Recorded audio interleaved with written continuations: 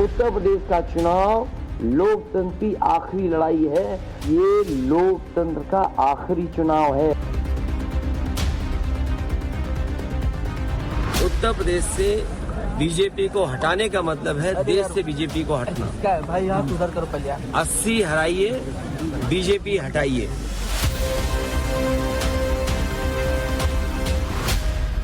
मुकाबला करो या मरो का है, क्योंकि जीते तो इतिहास रचेंगे, हारे तो इतिहास बन जाएंगे।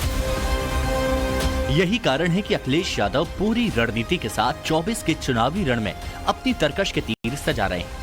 इसी कड़ी में अखिलेश ने चल दिया है आखिरी ब्रह्मास्त्र। गौर से सुनिए। सूत्रों से मिली जानकारी के मुताबिक अखिलेश ने यूपी में अपनी पार्टी के वीआईपी उम्मीदवारों की सीटें फाइनल कर दी हैं। अखिलेश की पत्नी डिंपल यादव के लिए मैनपुरी की परंपरागत सीट तय की गई है। अभी इस सीट से वो सांसद हैं। चाचा शिवपाल सिंह यादव आजमगढ़ सीट से ताल ठोक सकते हैं। धर्मेंद्र यादव एक बार फिर बदायूं सीट से लोकसभा चुनाव में दम दिखाएंगे।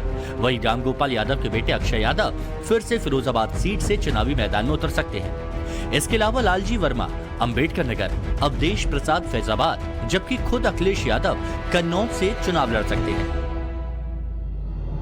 हालांकि समाजवादी पार्टी की तरफ से अभी इन सीटों और उम्मीदवारों का आधिकारिक ऐलान नहीं किया गया है, लेकिन खबर है कि इंडिया अलायंस में मचे घमासान के बीच अखिलेश अभी से अपनी रणनीति को धार दे रहे हैं। 24 के लिए नया नारा भी दे दिया है, 80 सीटें हराओ, देश से बीजेपी को हटाओ।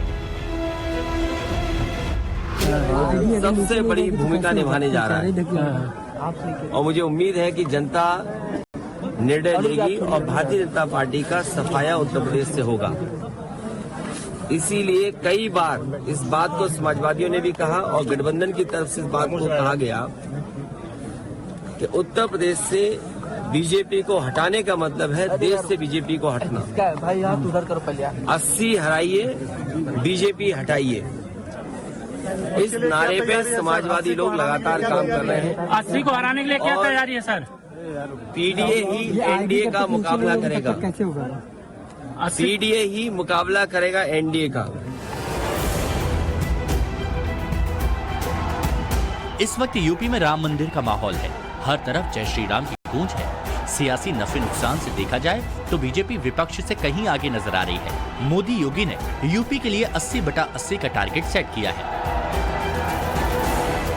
राजनीति के जानकार भी बताते हैं कि 22 जनवरी को भव्य मंदिर में रामलीला की प्राण प्रतिष्ठा के बाद मोदी की प्रचंड लहर चलेगी। ऐसे में अखिलेश बात 80 सीटों की जरूर कर रहे हैं, लेकिन 2019 की तुलना में अगर दोगुनी यानी 10 सीटें भी ले आते हैं तो ये उनके लिए बड़ी जीत होगी। वैसे लोकसभा के लिहाज से देखा जाए तो 2009 के लोकसभा चुनाव में यूपी की 80 सीटों में से समाजवादी पार्टी को 23 सीटें मिली थीं। इसके बाद साल 2014 में समाजवादी पार्टी 18 सीटें घटकर 5 पर पहुंच गई। वहीं 2019 के लोकसभा चुनाव में समाजवादी पार्टी बीएसपी से गठबंधन के बावजूद सिर्फ 5 सीटों पर रह गई। और अब यानी 2024 आते आते अखिलेश यूपी में सिर्फ 3 सीटों तक सिमट चुके हैं। 24 अखिलेश के लिए आखिरी मौका है। ये वो चुनाव है जिनसे उनका राजनीतिक भविष्य तय होगा। किसानों की आय दोगुनी होना, नौजवानों को नौकरी और रोजगार मिल जाना। आज कम से कम इनको बताना चाहिए कि इतने लोगों को नौकरी दी है इन्होंने, इतने लोगों को रोजगार मिल गया है। और आप में से बहुत सारे साथी होंगे, बड़ी बड़ी मैगजीन अगर आप देखें, टीवी अखबार देखें, विज्ञापन तो बड़े बड़े हैं। और सदन में सरकार ने कहा कि 40 लाख करोड़ के एमओयू हुए हैं। असल में बीते 9 सालों से देश में चुनाव की दशा दिशा काफी हद तक बदल चुकी है। 2014 में मुकाबला सिर्फ मोदी से था, यानी वो एमपी चुने जाने थे जिन्हें दिल्ली में बैठना था। लेकिन 2017 के बाद अब मुकाबला मोदी के साथ ही योगी से भी है। 2014 के बाद अब नैरेटिव ये बन चुका है कि अगर दिल्ली के हिसाब से वोट दोगे तो राज्य में डबल इंजन अच्छा काम करेगा। इसीलिए भी अखिलेश की राह उतनी आसान नहीं। फिलहाल तो अखिलेश के कन्नौज से लड़ने की खबरें सामने आ रही हैं, लेकिन आजमगढ़ से सांसद दिनेश लाल निरहुआ अखिलेश को आजमगढ़ से लड़ने की चुनौती दे रहे हैं। वो जैसे भूल गए वैसे आजमगढ़ भी उनको भूल गया। इस बीच फिर भी संभावनाएं बन रही हैं कि अखिलेश यादव दोबारा आजमगढ़ से लोकसभा चुनाव लड़ेंगे। आपकी क्या तैयारी है? बहुत मजा आएगा। मैं तो चाहता हूं कि एक बार फिर आए, और पिछली बार तो महागठबंधन था उनका, अब इस बार एक और गठबंधन वो लोग बना रहे हैं और मैं तो ऐसी ही लड़ाई लड़ता हूँ कि जिसमें मजा आए लड़ने में। सर आजमगढ़ का नाम आजमगढ़ का बीजेपी सांसद दिनेश लाल यादव निरहुआ आज ही बयान दिया। देखिए, मजा किसको आएगा? मजा तुम तो नहीं लेना चाहते हो। नहीं सर, बयान है मेरे पास। अच्छा, बयान है तो कोई बात नहीं, बयान अपने पास रखिए, रिकॉर्ड किए और खूब चलाइए आप। हाँ। देखिए, जनता तय करेगी। आप जिस पूर्वांचल एक्सप्रेसवे पे आते हैं, क्या उस गुणवत्ता से बना?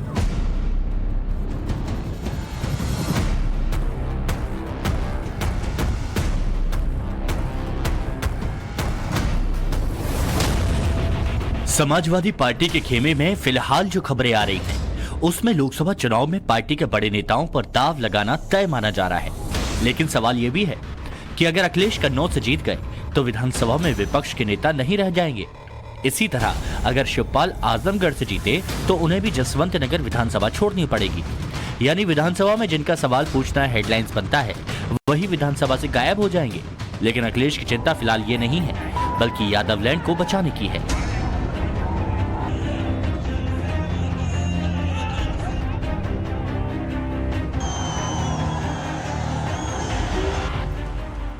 क्योंकि यादवलैंड की ये वो सीटें हैं जिन पर फिलहाल बीजेपी का कब्जा है। एकमात्र मैनपुरी सीट ऐसी है जहां डिंपल यादव ने उपचुनाव में जीत हासिल की थी। मोदी योगी ने इन सीटों के लिए भी दमदार स्ट्रेटेजी बनाई है। कोशिश यही है कि समाजवादी पार्टी का आंकड़ा इस बार 0 पर पहुंच जाए। अखिलेश के लिए कोई सेफ सीट ना रहे, फिर चाहे अखिलेश कांग्रेस के साथ मिलकर लड़े या फिर अकेले लड़े। फिलहाल तो अखिलेश का सपना अधर में नजर आ रहा है। उनका सबसे बड़ा चैलेंज सीएम योगी के रिपोर्ट कार्ड से है, योगी की जीत के रिकॉर्ड से है, यूपी की बेहतर कानून व्यवस्था और इकोनॉमी से है, और सबसे अहम भव्य राम मंदिर के निर्माण से भी है, जिसकी प्राण प्रतिष्ठा कार्यक्रम में शामिल होने को लेकर तमाम विपक्ष में कश्मकश चल रही है। हम सब लोग उस परंपरा को मानते हैं और हमारे पूर्वज और हम लोगों के समाज में माना जाता है कि जब भगवान बुलाते हैं तभी दर्शन पाते हैं आप। बिना बुलाए कोई नहीं जाता। देखिए, हम अपने घर से निकलने के समय भगवान के दर्शन करके ही निकलते हैं।